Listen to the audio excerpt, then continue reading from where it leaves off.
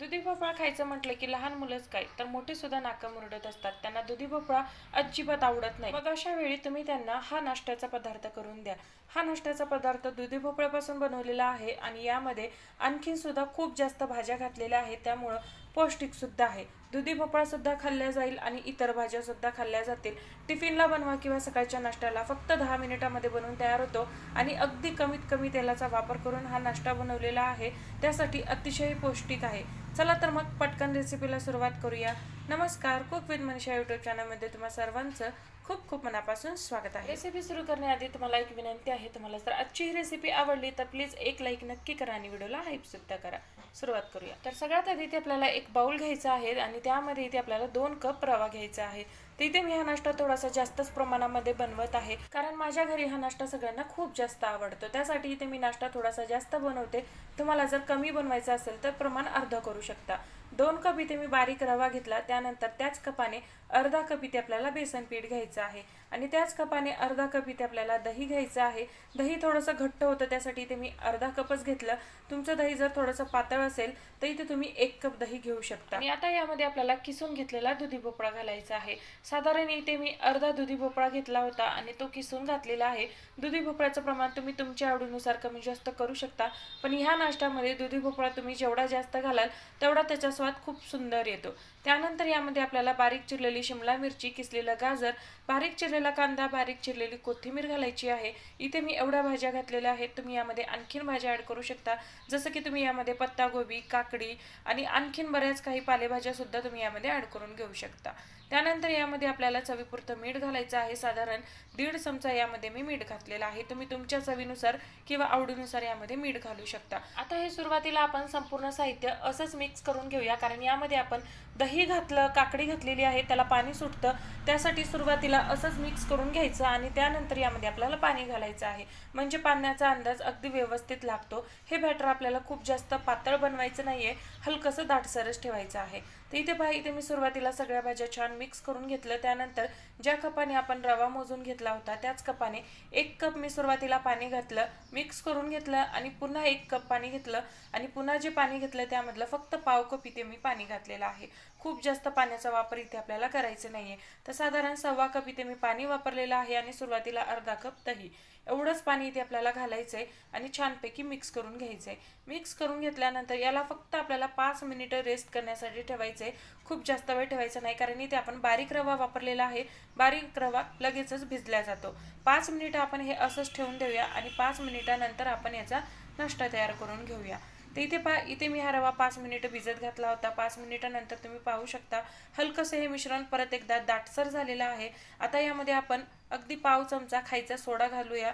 खायचा सोडा नसेल तर इथे तुम्ही इनो फ्रूट सॉल्ट सुद्धा घालू शकता आणि त्यानंतर यामध्ये 2 ते 3 चमचे पाणी घालायचंय, म्हणजे याची कन्सिस्टन्सी सुद्धा ॲडजस्ट होते आणि सोडा सुद्धा व्यवस्थित असं या बॅटरमध्ये मिक्स होतो. त्यासाठी 2-3 चमचे पाणी यामध्ये घालायचं आहे. एकाच डायरेक्शननी फिरवत छान असा हा सोडा या बॅटरमध्ये मिक्स करून घेऊया. सोडा मिक्स केल्यानंतर तुम्ही पाहू शकता हे बॅटर जे आहे ते किती छान असं फुललेलं आहे. यामध्ये आपण दही घातलं, त्यासाठी सोडा लगेचच ॲक्टिवेट होतो. तर इथे आपलं बॅटर छान असं फुलून तयार झालंय. आता आपण याचा नाश्ता तयार करून घेऊ. तर आज आपण गुजराती इन्स्टंट हांडवो रेसिपी पाहणार आहोत. त्यासाठी अतिशय सुंदर अशी बनवून तयार होते. यामध्ये तुम्हाला आणखीन भाज्या ॲड करायच्या असतील तर त्या सुद्धा ॲड करू शकता. तर लगेचच आपण नाश्ता तयार करून घेऊया. त्यासाठी इथे मी गॅसवरती कढई गरम करायला ठेवलेली आहे. तुमच्याकडे नॉनस्टिक नसेल तर तुम्ही इथे ॲल्युमिनियमची, लोखंडाची कोणतीही कढई वापरू शकता. कशामध्येही हा नाश्ता बनवून तयार होतो, किंवा कढई नसेल तर तव्यावर सुद्धा हा नाश्ता तुम्ही बनवून तयार करू शकता. तर इथे मी कढईमध्ये चमचाभर तेल घातलं. तेलावरती जिरे घातले, मोहरी घातले आणि थोडेसे तीळ सुद्धा घातलेले आहेत. असा तडका करून हा हांडवो बनवलं की हा चवीला खूप सुंदर लागतो आणि गुजराती हांडवो सुद्धा अशाच पद्धतीने बनवतात. तो पारंपरिक पद्धतीने डाळ तांदूळापासून हांडवो बनवला जातो. आज आपण त्याचं इन्स्टंट व्हर्जन पाहणार आहोत. त्यासाठी रव्यापासून बनवलेलं आहे. बनवलेलं जे बॅटर आहे या तडक्यावरती 2 ते 3 चमचे घालायचे आणि एकसारखं पसरवून घ्यायचं आहे. खूप जास्त जाड करायचं नाही, हलकंसं पातळच ठेवायचं आहे. त्यानंतर गॅसची फ्लेम कमी करायची, झाकण लावायचं आणि वरची बाजू सुकेपर्यंत आपल्याला हा नाश्ता वाफवून घ्यायचा आहे. तर इथे तुम्ही पाहू शकता वरची बाजू छान कोरडी झालेली आहे आणि परत एक अर्धा चमचा तेल आवडीनुसार आपल्याला वरतून घालायचं आहे, म्हणजे दुसऱ्या बाजूने सुद्धा हा नाश्ता छान असा क्रिस्पी तयार होतो. आता याची बाजू पलटी करून घेऊया आणि तुम्ही पाहू शकता किती मस्त असा क्रिस्पी वरून बनवून तयार झालेला आहे. दुसऱ्या बाजूने सुद्धा आपण अशाच पद्धतीने क्रिस्पी करून घेऊया. तुम्हाला जर तेलाचा वापर करायचा नसेल तर तेलाचा वापर नाही केला तरी देखील चालेल, तरी सुद्धा हा नाश्ता खूप सुंदर असा बनवून तयार होतो. खालच्या बाजूने सुद्धा हा नाश्ता छान असा भाजून झालेला आहे, तुम्ही पाहू शकता. दोन्ही बाजूनी हा नाश्ता भाजून झाल्यानंतर आता आपण हा नाश्ता काढून घेणार आहोत. तर अशाच पद्धतीने आपण बाकीचे हांडवं सुद्धा करून घेऊया. 2 कप रव्यामध्ये ह्या साईज मध्ये 4 हांडवं बनवून तयार होतात. साधारण 4 ते 5 लोकांसाठी हा नाश्ता पुरेसा होतो. पुन्हा एकदा कढईमध्ये चमचाभर तेल घातलं, छान पसरवून घ्यायचं. तेल गरम झालं का यामध्ये जिरे मोहरी घालायचं आणि थोडेसे तीळ घालायचे. तडका तयार करून घ्यायचा. तडका छान तडतडून झाला की यामध्ये परत एकदा बनवलेलं बॅटर घालायचं आहे. बॅटर इथे आपल्याला 3 ते 4 चमचे घालायचं आहे आणि छान असं एकसारखं पसरवून घ्यायचंय. खूप जास्त बॅटर घालायचं नाही किंवा खूप जास्त जाड करायचं नाही. जेवढं जास्त जाड बनवाल तेवढा जास्त वेळ याला भाजण्यासाठी लागणार आहे. आता यावरती सुद्धा आपण झाकण लावून वरची बाजू सुकेपर्यंत याला छान भाजून घेऊया आणि वरची बाजू सुकल्यानंतर वरतून थोडंसं तेल घालायचं, बाजू पलटी करायची आणि दुसऱ्या बाजूने सुद्धा छान असं क्रिस्पी होईपर्यंत भाजून घ्यायचं आहे. तर इथे पाहिजे आपला बोलता बोलता दुसरा हांडवं सुद्धा बनवून तयार झालेला आहे. मस्त असा वरून एकदम क्रिस्पी, आतून सॉफ्ट आणि जाळीदार असा हा हांडवं बनवून तयार होतो. याला व्हेज हांडवं सुद्धा म्हणू शकता.